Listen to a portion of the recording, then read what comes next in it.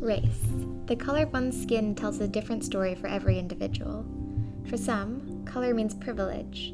For others, it means a life of inequality and oppression. Racism has created a global hierarchy that puts everyone in a labeled box, and then leaves them to be forgotten on a dusty shelf. The underlying prejudices and residual hatred that many in our society, unconsciously or actively believe in, can continue to have negative impacts on the descendants of their oppressed ancestors. Today, you'll be hearing 3 stories. My Life, My Story, Bridging the Gap, and What Can't Be Read in Books, from 3 individuals with very different experiences, with social influences on their racial identity. As we listen to these experiences, it's important for us to recognize that every single story is different. There is no single story concerning racial identity.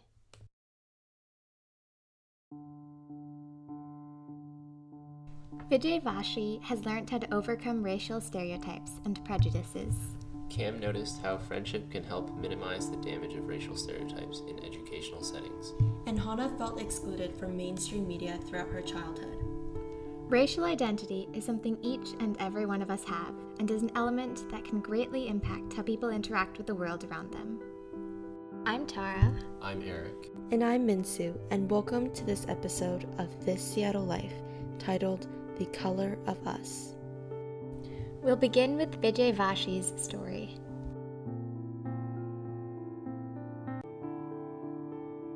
Part 1. My Life, My Story. Vijay Vashi was born in Bulawayo, Rhodesia, now Zimbabwe, a neighboring country to South Africa. He's a second-generation Rhodesian. His paternal grandfather moved from India to Zimbabwe, and his mother moved there from the Indian state of Gujarat. Vijay grew up during apartheid Africa, though in his own words, had a much better life than Trevor Noah and got a great education in India before coming to the US. However, despite his relative privilege, he still faced racism and alienation and was deeply affected by racial tensions in his life. How do you feel racial stratification affected your identity? They divided the country into several races. The whites rubbed it into you were an Indian. You weren't a Rhodesian, you were an Indian. Did your sense of identity shift when you left Zimbabwe to come to the United States? So what I'm telling you is that you have to assimilate with the society, but you cannot lose your identity because that guy's still going to look at you and say, you're Indian. You're going to be typecast anyway. You have to be proud that you're Indian. Mm-hmm. You also have to say, I'm proud to be a U.S. citizen, I'm proud to be American. Vijay and I went on to discuss what it was like to be a part of the Indian community in Zimbabwe.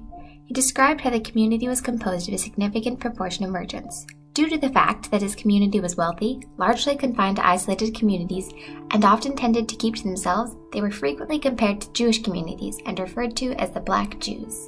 I asked Vijay how he dealt with this form of prejudice and exclusion, and he explained how he'd had to make a deliberate effort to be considered a valued member of the community. You have to give back, because I learned that in Africa, if you're living in your ghettos and not giving back, eventually the people are going to look at you and say, what the hell, man? You're making all the money and you're doing nothing for us as a community. So they try to make sure that they became not only successful business people, but they gave so much to the community could not do anything to them. It was important that the community I was living in saw me running on Friday evenings up and down the soccer fields, putting the lime on the fields, so that the children the next morning could benefit from a lined soccer field. Or that they saw me coaching their children as well.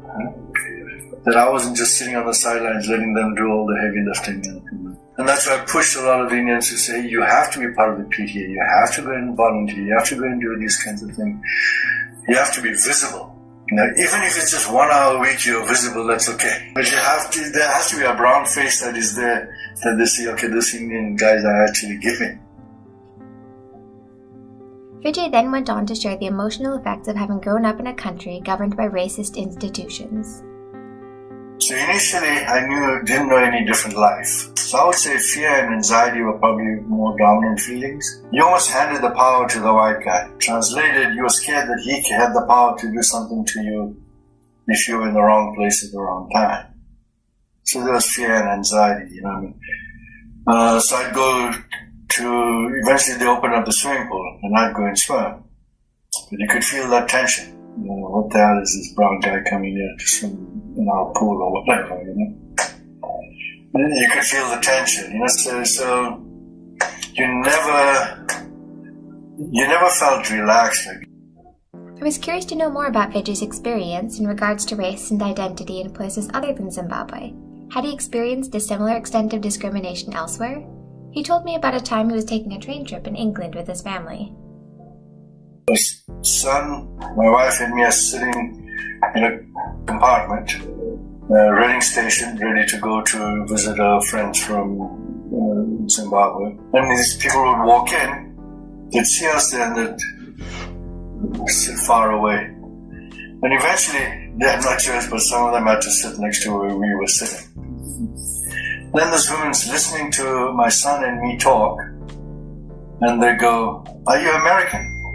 And then I said, "Yes, we're from close to Seattle, Washington." And suddenly that whole compartment became friendly with us. Until then, I was a freaking Indian. But once I started talking, and they started listening, and once I said, "Yes, I'm an American," they became friendly. When trying to understand race and the stories of people's racial identities, it is interesting to consider how racism spans time and place. Vijay has a unique perspective for several reasons. He was born in Zimbabwe, and his family has been established there for 2 generations. Yet, he was still an outsider in this country, being neither black nor white. He was part of an Indian community despite never having been to India till college. He enjoyed economic privilege, but suffered significant racial disadvantages. In his own words, he had a total mixed breed upbringing, but one that ultimately contributed to a greater curiosity about his place in the world. Understanding racial identity is a complicated endeavor, which cannot be accomplished by hearing one perspective. This brings us to our next segment, where we will hear Cam's story. Part 2. Bridging the Gap. Although many of the more obvious forms of racism have been eradicated from our society today, its ideas have not been completely forgotten, and it can still greatly affect the lives of people of all ages, including children and teenagers. And since school plays such a massive role in a child's upbringing, it would make sense for it to also be one of the first places kids are introduced to racism. To explore this on a more personal level, I invited one of my childhood friends to talk about his experiences with racial identity and its effects he has noticed on himself and the people in his school community. Welcome to the podcast, and could you tell us a little bit about yourself? Yeah, my name's Cam, and I live in Issaquah, and I attend high school here. My mother is Caucasian, and my dad is Asian, so yeah, I guess I'm mixed. So Cam, I was wondering if in your time in the K-12 school system, have you felt the effects of any racial stereotypes about your race? Being partially Asian, I guess there's somewhat of a stereotype that Asians are supposed to be smart or succeed more in school. So, I feel like I'm expected to do a bit more than everyone else in that regard. Do you have any examples for ways in which this Asian stereotype can manifest in a community? Maybe a certain Asian person thinks that they're expected to take a harder math path or just harder classes in general because of their race, so then they're gonna take more difficult classes than they can actually handle. And I think that's unhealthy for the students and also unhealthy for just the community in general. In addition to affecting our own lives, racial stereotypes can often impact the lives of other people in our communities as well. Cam, do you recall any occasions where your friends experienced prejudice and were categorized because of the color of their skin? I remember in middle school where I had a friend, let's just call him AJ, and he was a part of the band. And so then every morning, as all the other band members do, he would go to the band room to drop off his instrument until band period. So while he was doing this in the morning, he had a couple of friends with him, let's just call them TJ and Hayden. And, you see, TJ and AJ were African American and Hayden wasn't. And so then, for some reason, a teacher let's just call her Miss O'Neill. She saw them going into the band room, and since only AJ was in band, then she questioned the other two, but only TJ was brought to the office and questioned, even though nothing was really going on. I don't really know why he was brought to the office, but it was clear that it was because of his ethnicity. Clearly, racial stereotyping resulted in a less than optimal and potentially damaging outcome in that scenario. Rather than immediately assuming the worst, what do you think would have been a better response to the situation? I think that bringing him down to the office was definitely an overreaction. I think even just like asking him what he was doing in the band room would have like made the situation much more clear, because if he was just going with AJ to put his instrument away, then there's nothing wrong there. I would definitely agree with your point when you said that talking it out would have greatly helped the situation. On a separate note, how have your opinions and knowledge of racial stereotypes changed in your school experience? I guess since I'm close to people of different race, I guess my views broadened about like all the different stereotypes about a bunch of different races that I guess I wasn't really aware about before. And so then that sort of just like makes it seem like more of a pressing matter to like make some change, because it's like not even just affiliated with some races, but there's always stereotypes about every race, and like that's just really unhealthy for everyone. Thank you so much for joining us today, Cam. It takes a long time to build trust in a community, but it can all be destroyed in an instant when a person feels excluded or marginalized, especially when it's because of something that they have no control over. A little more communication and assumption of good intent before confronting a situation can go a long way in rebuilding and maintaining that trust that is essential for communities to become closer. As Cam's experience demonstrated, the easiest way to increase communication and decrease prejudices against other races is to get to know people of those races, which can help others realize that the stereotypes surrounding those marginalized people can very often be harmful and untrue. Apart from school, some of the biggest influences on how children and teenagers perceive the racial identities of themselves and other people in their community are books. Although only some teenagers read for pleasure, the books that children are exposed to during their adolescence can have a huge effect on their notions of racial identity. Part 3.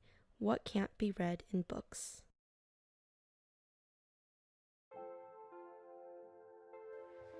Throughout their childhood and teenage years, young adults begin to form many aspects of their identity.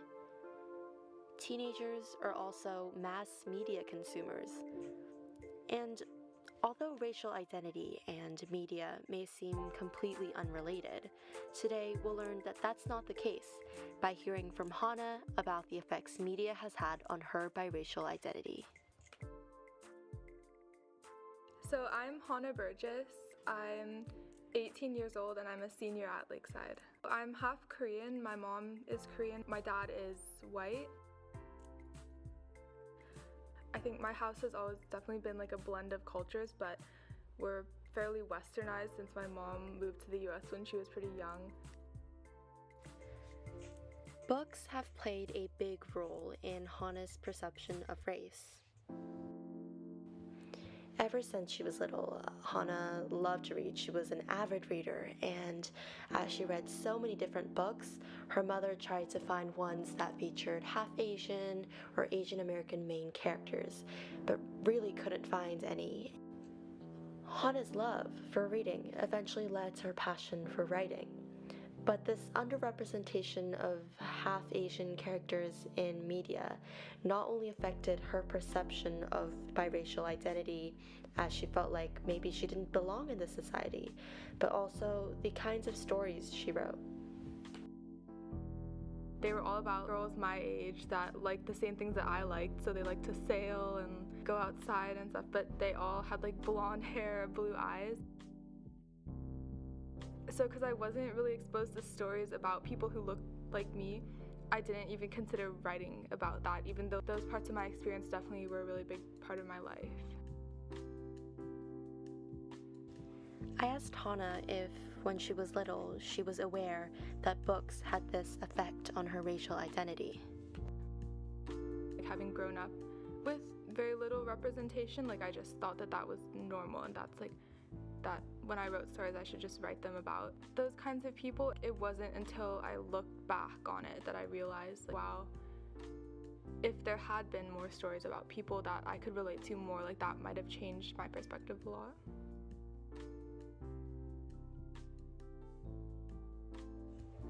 Along with many others with a biracial identity, Hana has been underrepresented in mainstream media throughout her life. She finds value in racial representation and the power it has to affect someone's perception of race. I think when there are people that you can relate to, you feel like you're more kind of a part of the community, because not being represented can definitely make people feel like they don't belong. Hana also spoke about her opinion on the current Asian American representation in media. There's definitely been more representation of Asian American characters. I haven't really seen much as far as half Asian. I think that still, when Asian characters do appear, they're still very much falling into stereotypes, and so I think there's still a lot of room for improvement. Like Hana, many young children today may not realize the effects media representation may have on their racial identity.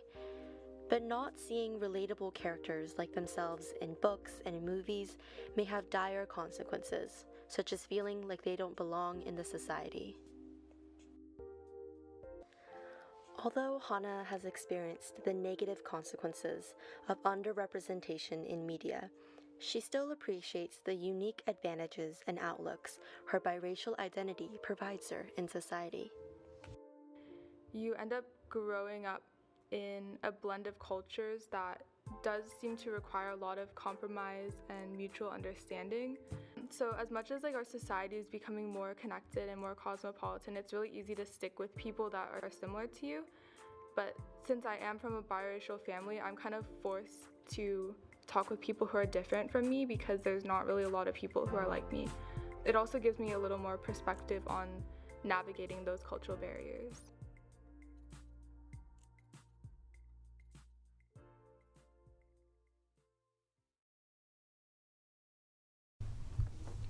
Although our guests have origins from all around the world and have all experienced race differently in their lives, a clear theme emerged from their stories. Racial constructs and the perceived differences between people that it often breeds can lead to exclusion and discontentment, which contribute to creating rifts in communities. As I interviewed Vijay, I came to realize that no matter where we are in the world, the color of one's skin tells the people around one a certain story. A story that often comes with negative stereotypes and racist behaviors directed towards oneself. But Vijay has learned how to overcome these preconceptions towards him by offsetting their expectations through language, community involvement, and finding balance between your past and your present. While hearing Cam's story of stereotypes in school life, I discovered that friendship is one of the best ways to bridge the gaps that racial stereotyping can produce in a society. Learning about how media has affected Hana ever since she was a child greatly widened my scope of understanding on how perception of racial identity can be influenced from such a young age. Throughout your life, there may be obvious visible changes, such as your location, occupation, and close friends and family. However, the invisible ideological effects that the outside influences can have on us may be what defines us even more. But to what extent should we allow our perception of racial identity to be shaped by outside influences, and can we control these shifts? I'm Tara. I'm Eric. And I'm Minsoo, and we hope you enjoyed this episode of This Seattle Life titled The Color of Us. Thank you for listening.